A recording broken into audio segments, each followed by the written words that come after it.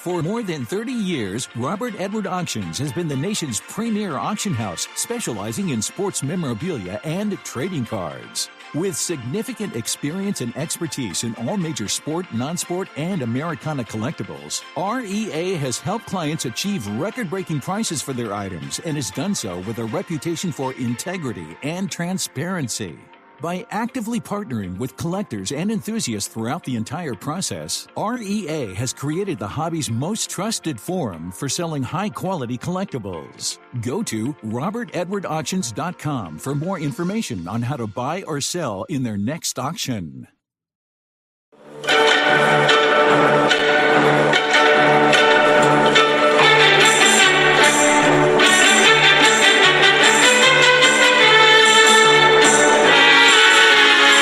Hi, I'm Danny Black. And I'm John Newman.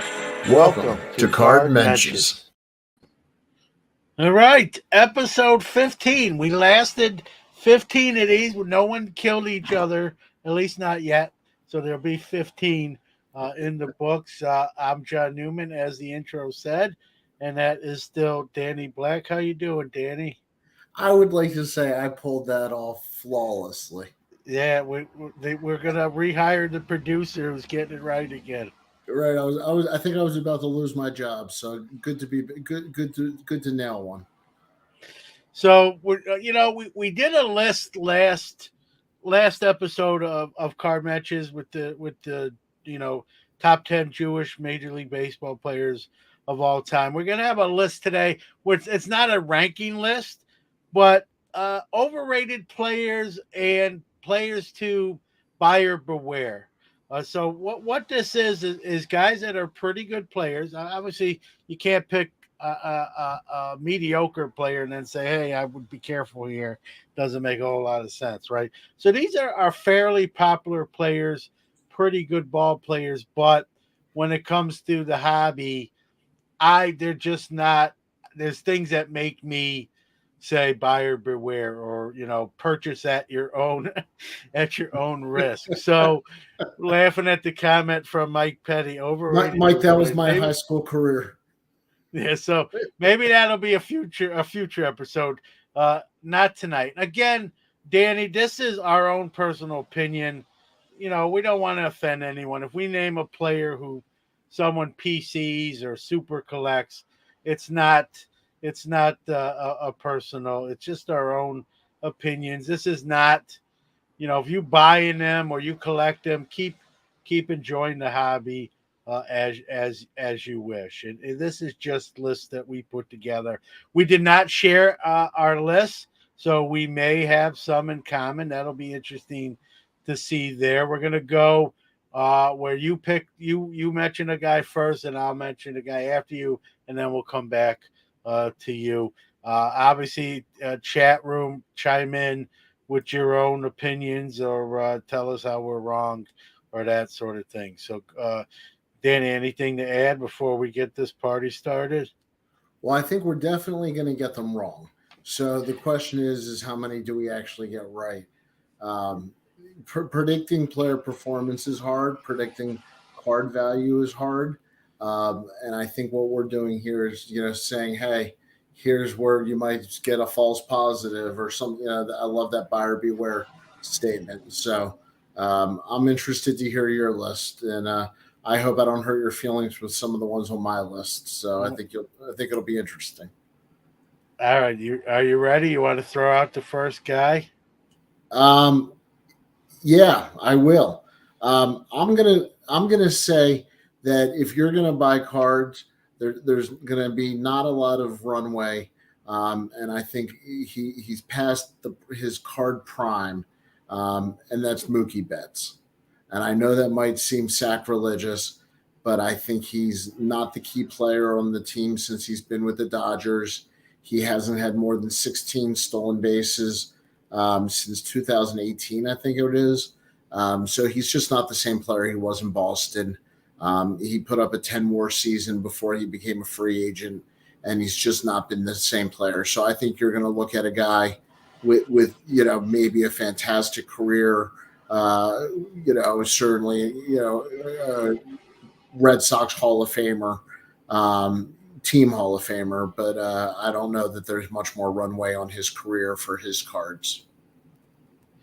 He's not on my list. I don't necessarily disagree. I think he's very good. I think there's still some upside. You can buy him. I think he's still got some years, obviously, to play in the league and maybe put together a potential another one or two MVP type year. So he didn't make my list, but I get where you're coming from when you mentioned Mookie Betts.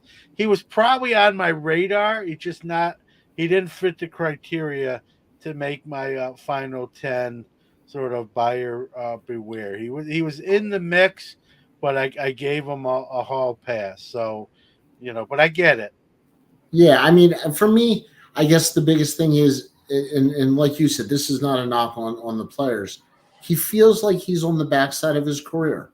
I don't, statistically that, it's not terrible, but it seems like his prime was back in Boston.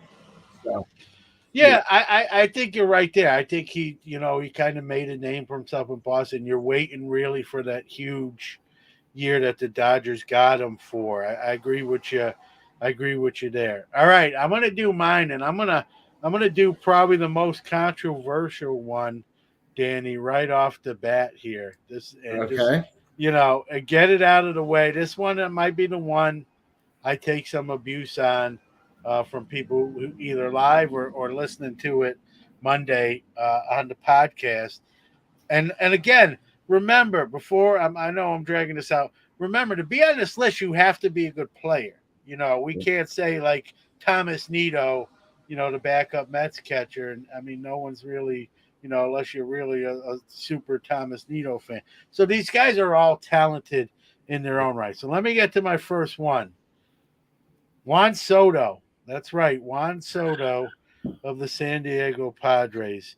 And let me explain why. He had 3 great years at the age of from 2019, 2020, and 21. And he's kind of been quiet for Juan Soto the last couple years. And believe me, I have him on my fantasy league for the last 3 years. He has weeks where he's kind of disappears, and he's for being Juan Soto and how he's revered and looked at, he leaves a little bit to be desired. Now, believe me, anyone that has a fan of a team would love to have him on the team. I'm just saying from us, there are moments where he just kind of disappears, and we got those 3 years that were great, and he's kind of settled back down. And he was he had a stretch last year that many were even questioning, like, is maybe a flash in the pan? Like, can he get back to that level again? And he's playing a little bit better this year, but that ceiling's already very high, and I don't know if he can crash through it any more than he already has. So that's my first guy. It's a big one. And I love him, right? I didn't know that, but now I do. So I wasn't sure if we were going to play this today, but I vehemently disagree with you, and I think it's a reminder to the audience, of what they should take when they listen to these lists. Welcome to the failure segment, where John and Danny share their picks sure to go wrong. Hey, listen, I hope I'm wrong. He's like I said, he's on my fantasy league, and he's actually playing better, but he just has – last year was really bad, and he has stretches where he's just not that guy people think he is, and it makes you really wonder, did he just catch lightning in the bottle for a couple years? I hope. All right, you're up. Now, I will say from a card standpoint, I still think he's got a lot of potential in front of him. That's the only thing I'll add. Yeah, no doubt. Yeah. But his cards are pretty pricey. So, like, it's not like you can get in at the lower level and have it pay off. So that's a factor in this list too. This is more of a hobby and sports list combined, where like last show was just all sports and accolades and talent. This this has more of a hobby element to the list. So your next guy. Well, I'm going to change the order that I was going to read them, and these are in no particular order, just to be clear, because I think there's something wrong with a certain team, and I think it's causing a lot of guys to maybe underperform. And you and I have both picked San Diego Padres, except I've chose Manny Machado. He's a guy who's got all the talent in the world, could win an MVP any season, and you can pick up his rookie card for next to nothing. The hobby seems to have no love for him at all. He seems to have virtually no appeal, as a chase or anything like that. And I think there's reasons to be concerned at this point in his career, after this many years, to not have him take that next step and to not have any hobby love. I would say as good as he is, he's definitely a buyer beware. I actually like that one. I don't have him on my list, but again, he's another guy that was on my top 20 when I narrowed it down to 10. So I won't argue that. I think I kept him out, Danny, because while I agree with you, I also think he's been pretty steady. Like, he pretty puts up consistent numbers. I just don't think he's had that like MVP type year that many people are kind of waiting for. But he is consistent. So I didn't put him on my list, but I can't argue. Another good pick. Just we have different ones. Real All quick, right, I'm gonna. Yeah, yeah. I have a question for you. Do you think the hobby has any love for him? I think there are people.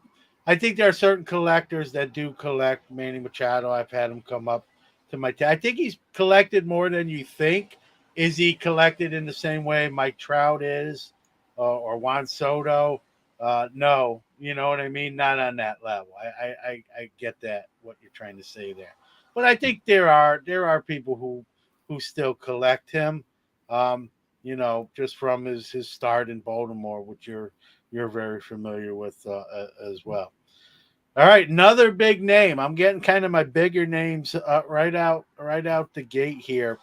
And this one's probably not as controversial as Juan Soto. He broke the American League home run record last year, and that's Aaron Judge. And Wow. before people crucify me for that one, what do we know historically with big framed baseball players? What happens? It's hard to stay healthy. Yeah, they start to break down. We've already seen that with Aaron Judge. He's only had 2 full seasons. If you look at his career, he's only played 2 years where he played basically the whole year. And it almost seems like you got to take him out. Last year was one of those 2 years, and then hence breaking that home run record. But most years, it seems like he's going to miss 20 to 30 games, if not more, like Mike Petty said. So I'm not saying he isn't good when he plays. He's excellent. But he misses time with injuries, and as he gets older, I think those injuries, we've seen these bigger framed guys start to break down, things start to clank around, right? And so Aaron Judge, and I know Yankee fans, and I'm not one of them, even though I'm in New York, I know Yankee fans are probably getting a picture of me ready to put on the dartboard. But he's been in the league since 2017, and he's played 2 full seasons.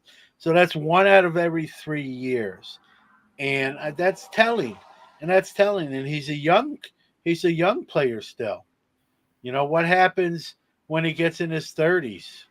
Well, I'm going to take the hobby perspective again of his prices are also very high. And so, for him to keep it up is a very high pace. Yeah. And that's the thing. I know that's going to sound crazy. He might have had the best year of his career already. Like, I think that's what kind you were alluding to in last year, right? He may never repeat that. And then not only will he may never repeat that year, he, he's going to probably miss more time as he gets older. So, and Mike Pay says he's a nice guy, right? But, I just think when I saw what the Yankees paid him, it looked like he was going to the San Francisco Giants. And at the last minute, the Yankees kind of swooped in and made that deal for crazy money. I don't even remember what it was. I just said, I get it because they didn't want him leaving the Yankees. But that's going to be a deal at some point. They're going to regret what he's getting paid and the time he's missing. I believe they gave him a third of Central Park. I'm not sure of the exact terms. And the Empire State Building. So there's going to be a time where that contract, like some of these big ones we've seen before, Pujols and Alex Rodriguez and others, where that contract is going to be, they're going to kind of regret it. Or if not regretting it, they're going to wish they weren't paying for what they were getting for their return on their investment of the contract. So, so far so good, but we know how things can change. So I think he's a candidate for that. Okay, I can definitely see where you're coming from. I think he has a chance. They still play him in center field. I think they have a chance to get him out of the outfield if they want to and DH him and protect him a little bit. But the numbers he put up last year, I mean, from a hobby perspective, I agree with you. It's going to be hard to keep up the pace based, from last year. So I see where you're coming from, and can very much agree with that side of it. Now I'm going to take a different perspective. Here's one where the hobby, you could hear echoes and crickets in the room. How about two guys who are in the top 10 on the all-time list for saves, Craig Kimbrell and Kenley Jansen? And you could find their rookie cards probably in a dollar bin. Yeah, but I'm going to, are people really collecting relievers, though? You know what I mean? They are probably both going to be Hall of Famers. Yeah, but who, like Lee Smith? I mean, we can Trevor Hoffman. But that's why it's buyer beware in my mind. I mean, listen, I'm not a Craig Kimbrell fan with the bird stance before he pitches or whatever that is, and it's goofy. But they are dollar bin guys. So I won't argue with them. You're giving them one slot. You're just putting them on president, vice president. I'm combining them because I think it's the same thing. Is that I'm with you? Is I think that people, if they're not aware or if they haven't thought about it, relievers don't carry any weight in the hobby. They really just don't. Even if we're talking what could be future Hall of Famers, which is unbelievable to say. When was the last time you said guys that could be future Hall of Famers have absolutely no appeal? All right. From that standpoint, I agree with you, but it's just that I don't know if they're collectible, just because people just generally, not saying everybody, but most people don't collect relievers. But I agree. They're Hall of Famers that won't have a lot of desirability. All right. Going to go with my next guy here. Again, in no particular order. Kris Bryant of the Colorado Rockies now. Think about this guy when he was on the Cubs. He was on a fever pitch on a Hall of Fame track, right? And you think, okay, goes to the Giants, plays 1 year there, and then signs as a free agent with the Rockies in Coors Field, right? He's going to hit 40 home runs. He's going to hit fly balls that go out, and he's going to be Kris Bryant again. And he's got a power outage. He looks like he's on the back nine of his career, and I don't think he necessarily is. Maybe he is. He has 147 career home runs now. He's 31 years old, and I think for those he's that thought 31 years old. Wow. Yeah, that's a career that's gone by. And I even listen. I was guilty of that too. I thought he was going to go to Colorado and kind of resurrect his career, and he hasn't lived up to what he was when he was, with the Cubs. His best season might have been his rookie year. Right there, his rookie year or the second year. But Second year, yeah. You're right.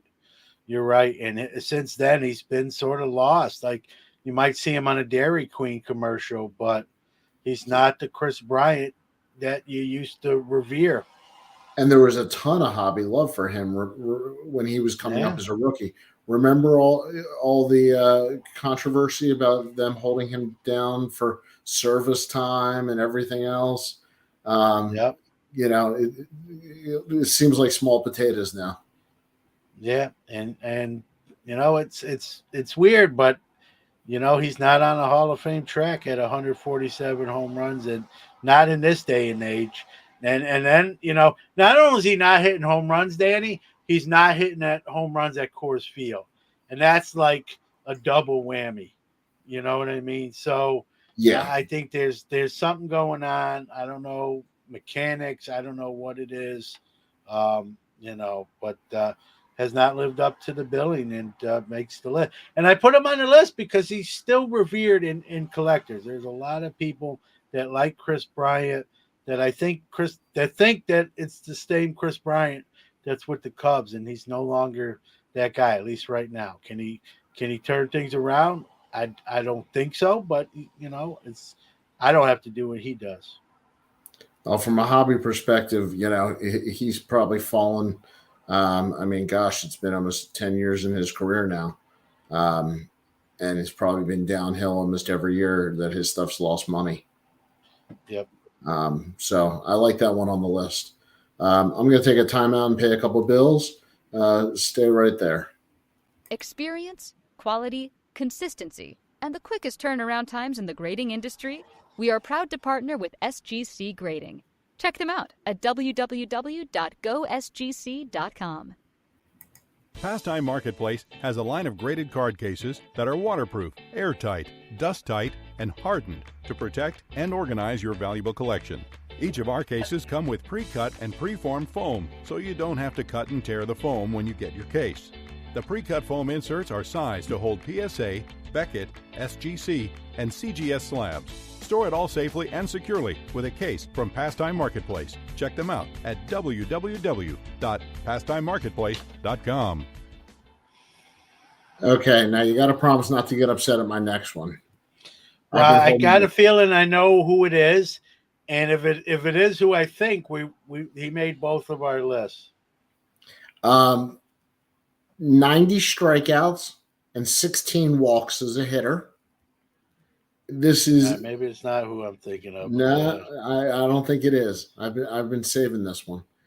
A lot of people think it's a breakout year for him, so that's why I'm putting the buyer beware label on Luis Robert. That despite the breakout, that's my guy. Yeah, that's my guy. That's why I can't really argue yet. I think there can. I hope there's someday I can make an argument, because I still like Luis Robert.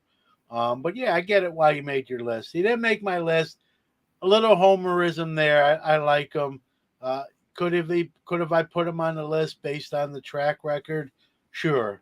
But I still have faith. He's still young. And so he didn't make my list, but I get it. I thought you were going in a different direction, and I still think we do have a guy in common or two, but that wasn't the guy. I thought I might catch you off guard on that one. And I actually really like Luis Robert, and I would say if you own him and you're worried about selling him, sell him now. He might make the All-Star team. Yeah, he's having a not so bad year. So, all right, here's my next guy, and I will preface this: I have a lot of his stuff. And not because I bought him, but whenever I was opening stuff, I would always pull his rookies or his autos. So it's almost like I collect them, but I actually don't. It just looks that way. And, he's the son of a former major league player. I think that built a little hype up when he came into the league on a young, inexperienced team. And he just hasn't been the guy that I think people thought they were going to see, and that's Ke'Bryan Hayes. of the Pirates. And Okay. they were like, "Hey, this guy's going to be better than his dad." Well, you know what? If they were both the same age and this was a fantasy draft, I'd take Charlie Hayes over Cabrian right now. He hits in the 240s. I would He take does, Von Hayes. huh? I would take Yeah. Von Hayes. Von Hayes, remember him? Tall, skinny, lanky lefty. He hits every year in the 240s.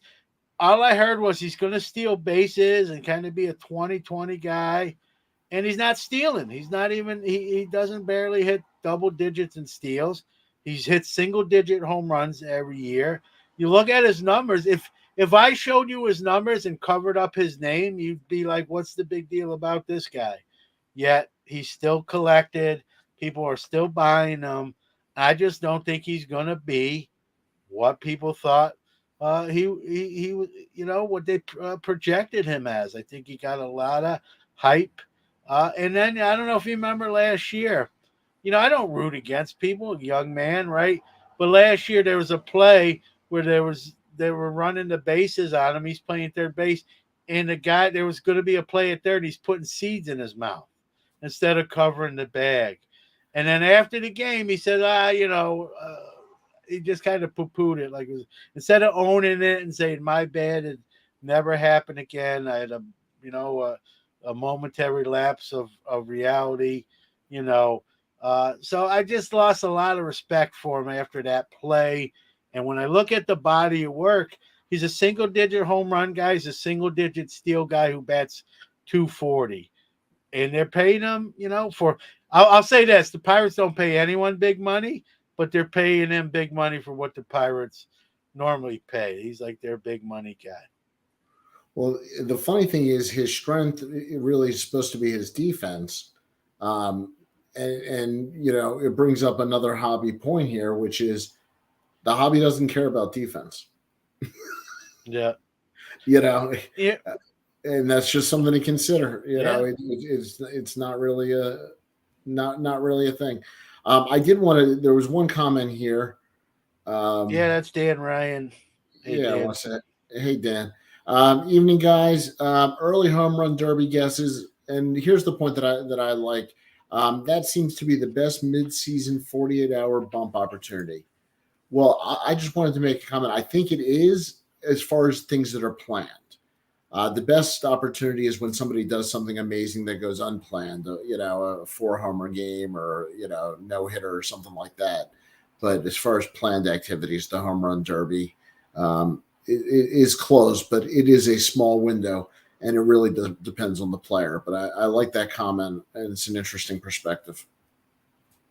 Yeah. Okay. You ready for my next one? Let's hear it. Jacob deGrom. All right. This is, before you say your deGrom spiel, it's sad. I love Jacob deGrom. I love him. I honestly do. Guess what? He made my list too, but go ahead first. Yeah. Adam Jones, the former Oriole outfielder, made a comment that just being able to post every day is a skill and a talent within itself. Jacob deGrom, for as good as he's been, has not been able to stay healthy, unfortunately. It's not a knock on him. He's able to do amazing things with a baseball that few human beings can do. But his body has paid the toll. Unfortunately, lost for another season already. So maybe when healthy, the most dominant pitcher in the game. But it's hard to say his name without saying when healthy. So the hobby, I don't think has the love long term for deGrom. I think whatever love there was in New York, I think this is definitely the buyer beware label. Yeah. I'm a deGrom guy. I've got deGrom stuff in the case that's actually right behind me, some autograph stuff. Love him as a person. I think he's a great guy. I think you said it. He's a great pitcher when he's on the mound. There's where the rub is, right? When I wanted the Mets to keep him, but I didn't want the Mets to overpay. The Rangers overpaid. He's on the DL. This is kind of what the Mets saw when they didn't re-sign him. And a lot of Mets fans were upset, and there was rumblings from internally with the Mets saying, listen, you'll see why they didn't come out and really say it like that exactly. It's pretty rude to say that, but they just like we couldn't justify the contract that the Rangers gave. And now the Rangers can't justify, at least in the moment, the contract that the Rangers gave. So he's a great pitcher, but the injuries are starting to add up. And right when you buy pitchers or collect pitchers, right, 70-80% of the time, the hope is that they have a Hall of Fame career, right? And early on, it looked like he was on that track, on the easy track. And that thing's been derailed quick. And unless he can put a bunch of 5, 6, 7 years together where he plays full seasons, he's not going to make the Hall of Fame. And that's where that value comes in. And so will I buy an occasional DeGrom because I like him? Sure. Will I buy it because I think I'm going to buy it for 40 and it's going to be 400? No, because I don't think that's the case anymore. So I like him personally. I winced when I wrote his name on my list, Danny, but we both picked him. There's a reason for that. I wanted to get you warmed up a little bit before I said it out loud. I needed to ease you into it. But I think, you agreeing proves that people, it just really is a buyer beware.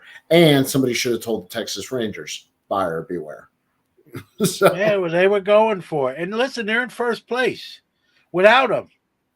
So they're doing. I can't criticize them too much. They're doing something right. It's just not the DeGrom signing. Well, they're counting on Nate Eovaldi to stay healthy, so we'll see. Yeah. We'll see how long that goes. Could have put him on the buyer beware list as well. Yeah. Do you want to give your next one?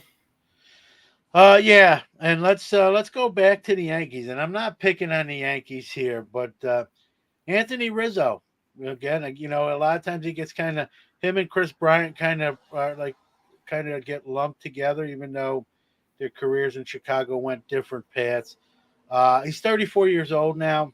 The dude strikes out like there's no tomorrow. Like he should be wearing glasses.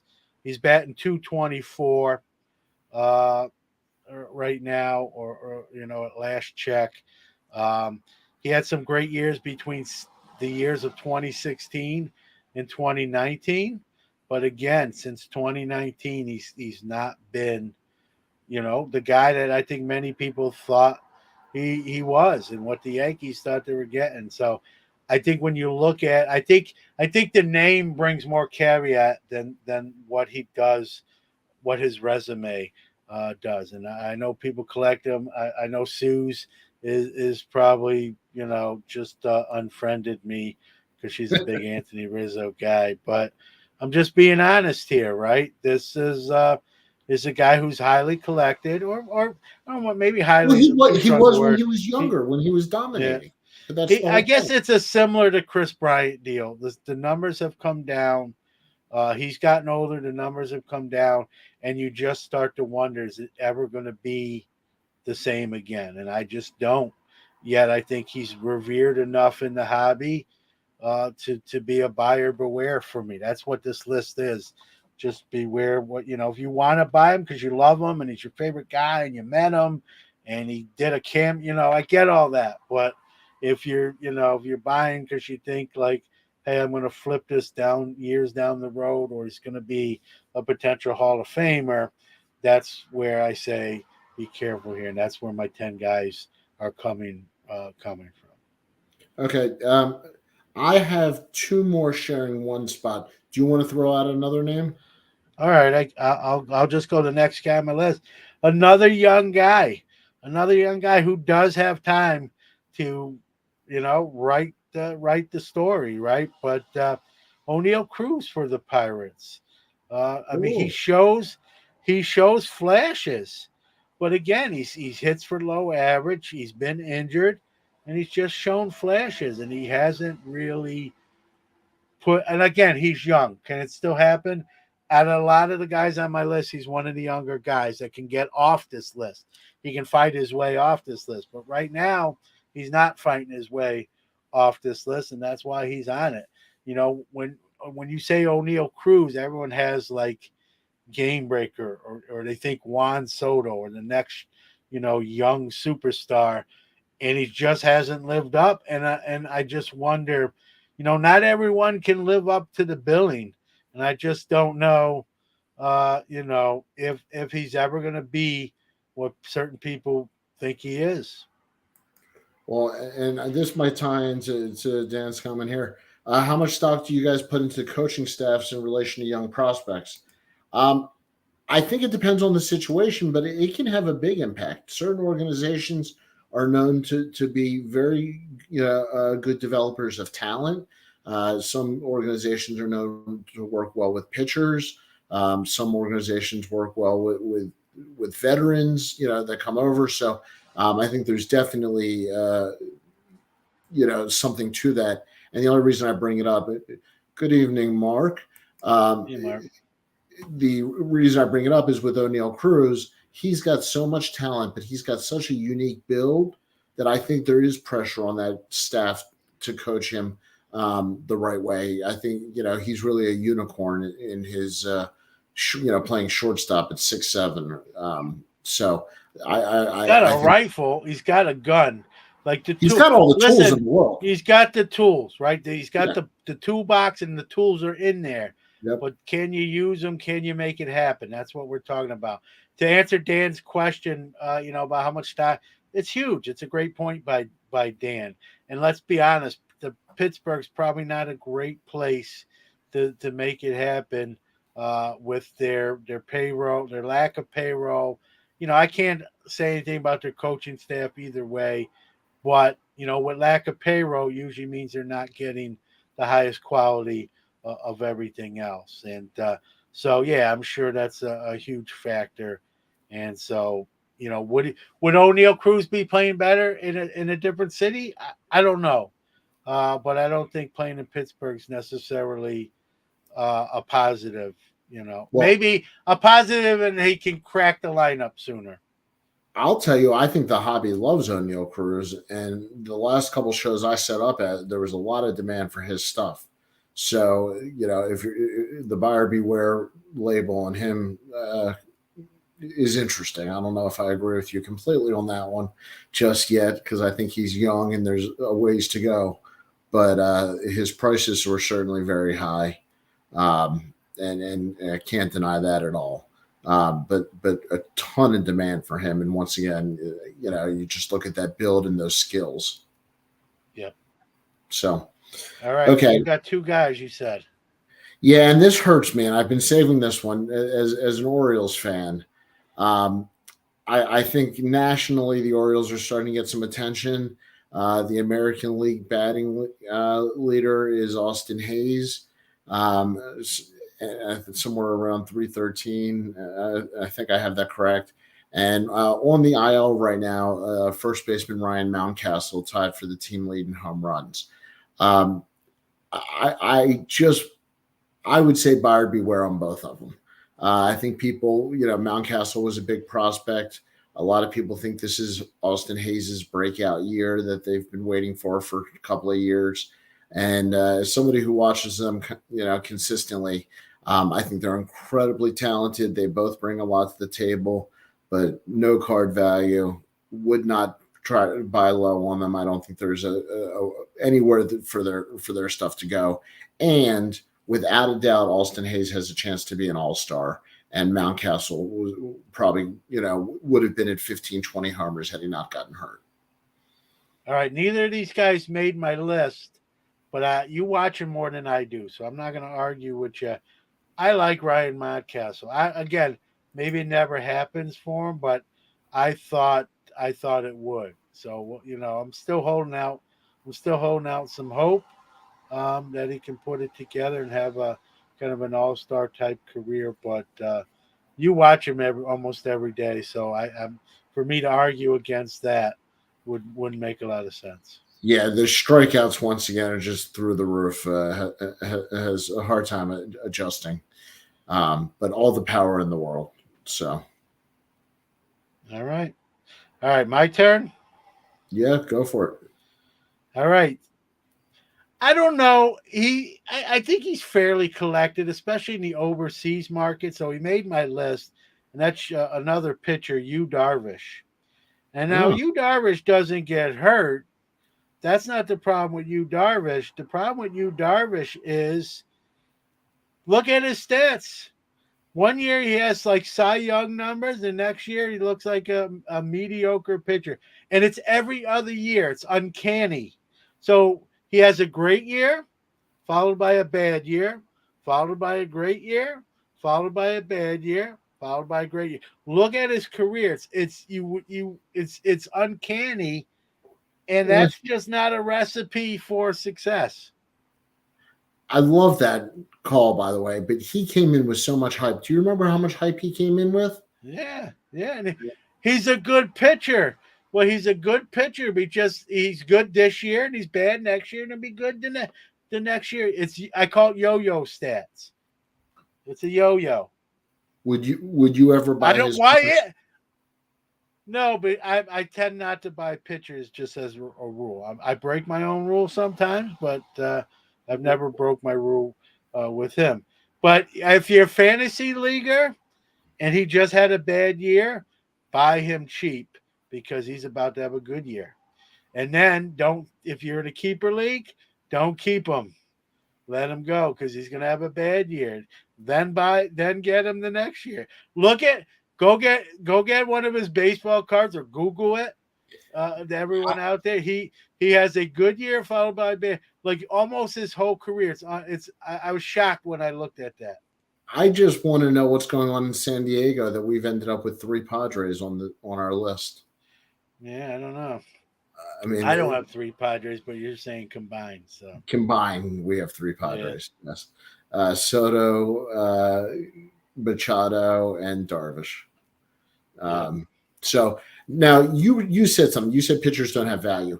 I did make a list of 3 rules that I go by to try to stay away from as general buyer beware rules. So can I give the 3 rules kind of as one list here? Okay, stay away from pitchers, catchers, and right-handed power hitting first baseman. Those 3, you'll never get your money back. Yeah. I won't disagree. I think that's pretty accurate statement. So those, and I think not all of the ones we're picking tonight, but a lot of them, we could have picked would fit those rules. Yeah, no doubt. I tried to pick, and we're not done. I got, I think, 2 more. Yeah, I tried to pick guys that have some collectability, but like I'm just like, the crossing guard with the stop sign. Like, hang on there a second. You want to be careful here. That sort of, mentality.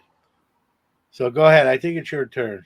No, I just gave my 3 Okay. rules. Go ahead. All right. So my next guy, and he's on the back 9 of his career, but he's starting to, based on this year, right? He's the 2020 American League MVP, Jose Abreu. He's 36 years old now, and the regression has started. And many people, still think he has a shot at the Hall, but, he's on my fantasy team, and he didn't hit his first home run till like the second month of the year. He's got 4 now. He's batting .224. He's 36 years old. He's got 247 career home runs. Does he have enough left to cross that Hall of Fame finish line? I don't think so. And so I do know people who collect Jose Abreu based on like he's going to be a Hall of Famer, and I'm going to get in on him before people kind of the cat's out of the bag. Well, now he's sort of sputtering a little bit. And I don't think the cat ever comes out of the bag. I think the cat stays in the bag. And I just think he's a guy. And I know 3 or 4 people here, like they come to the shows I set up at and ask me, hey, what do you got? You got any new Jose Abreu? And so I might be costing myself some sales here. I just don't think he's, I think he's starting to regress. And, You know, I think his best years have been played, and I think he's falls short of a Hall of Fame career now. First of all, I agree with you. I don't think he's anywhere near a Hall of Famer, but I think his collectability really also took a hint when you change cities. When you get known to be tied to one city for so long and you're It's revered true. in that city, I think the collectors, you lose your collector base because now the White Sox fans may not collect him as much. The Houston fans probably don't have a real connection to him to collect him, or certainly collect his White Sox cards. So for me, for almost different reasons, I would have a buyer beware. But I'm with you. I think he had a great start to his career, but talk about getting old quick. Yep. Yeah. Yeah, no Do you have one more? I'm out. I do have one more. You want me to say it? Yep. All right. Another young shortstop prospect. Guy talks. He talks a good game. If he could play as good as he talked, he would be a legitimate all-star. He's with the Marlins, and that's Jazz Chisholm. And like I said, he does steal. He is quick, and but he's playing outfield now. Matter of fact, and they're trying him there. But he's batting 229, and I've never seen a guy who bats that low each year talk that much. And like to me, like if I'm playing against him, I'm like, what's your batting? And he's talking junk. I'd be like, what's your career batting average? 220 what? Well, I So got to disagree with you because I was terrible and I talked a lot. So other than that, yeah. I agree.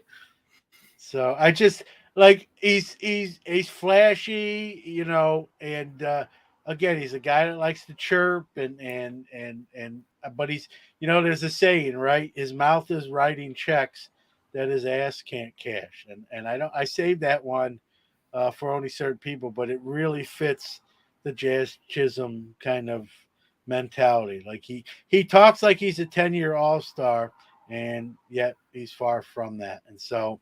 I put him on my list, maybe a little bit out of spite for that. But I like, when is it going to happen where the play backs up the speak? And I don't know if it ever does because he speaks a lot. Have to be some big playing to match the level he does of talking. Well, interesting. I still think there's hope for Jazz Chisholm, but I think there could be a very good chance he turns into D. Gordon, Jerickson Profar, a lot of extremely athletic guys that have moved from infield to outfield and never really found a home and never hit quite enough to carry it. So, yes, Mike, this list could be 100 long, and that's why. But we don't want the show. The show is not 10-hour stream. Delino DeShields, yes. Delino DeShields. Remember Delino DeShields? He had a pretty good career. He was pretty good. I think Delino DeShields, it's like a package deal. You get Marquise Grissom and Delino DeShields together. Yep, and definitely that's a name I haven't heard in a while. So that's your list. So what are the takeaways from this? Stay away from prospects that until they prove themselves, and dump vets before they go down too fast. I mean, if that's really what you're in it for, I guess that would be the template, right? Have fun, right? Listen, at the end of the day, collect. This isn't to say get rid of all your cards of this guy. Or no. I just told you I have Jacob deGrom stuff. He made my list. I still love Jacob deGrom. So however you choose. But if financial interest is of interest to you, this is where you got to be careful with certain these kind of guys, because you could take one in the chops if you go overboard. All right. Well, we are pushing. I think double our goal time tonight. Anything else you wanted to add? No, just we got the National coming up. We can do a shameless plug. Hobby Palooza starts tomorrow. Hobby Hotline will be kicking that off. on Bench Clear at our normal time slots. You don't have to do anything too crazy. And then, I'll have you're going to have a Hobby News Daily on Sunday show, and I'm going to have Sports Card Nation on Sunday as well, 2 p.m. Eastern. And Mark Hoyle's in the. I don't know if he's still in the room. I think so. He's going to be on the panel with yourself, Leighton Shelton from Just Collect, and Jason Sports, Heavy J Studios. And we're going to talk some vintage. We're going to have a vintage roundtable, and that will be Sunday at 2 p.m. Eastern on the Bench Clear Network for Hobby Palooza. And I just want to finish it with, do you guys have any teams you will never buy guys from? And the answer is the Indianapolis Colts. And from Baltimore, I'm gonna check out on that one, John. I don't have any teams. You don't want me to finish what I'm going to say. That rule doesn't apply to me. But if I had to pick one, it would be hard pressed for me to buy some Ravens guys. I knew we were going to end up there. I knew we were going to end up there. I had to do it. It's all fair in love in the AFC North. So, for everybody who joined in tonight live, always appreciate it. Thank you. All the comments, the words getting around.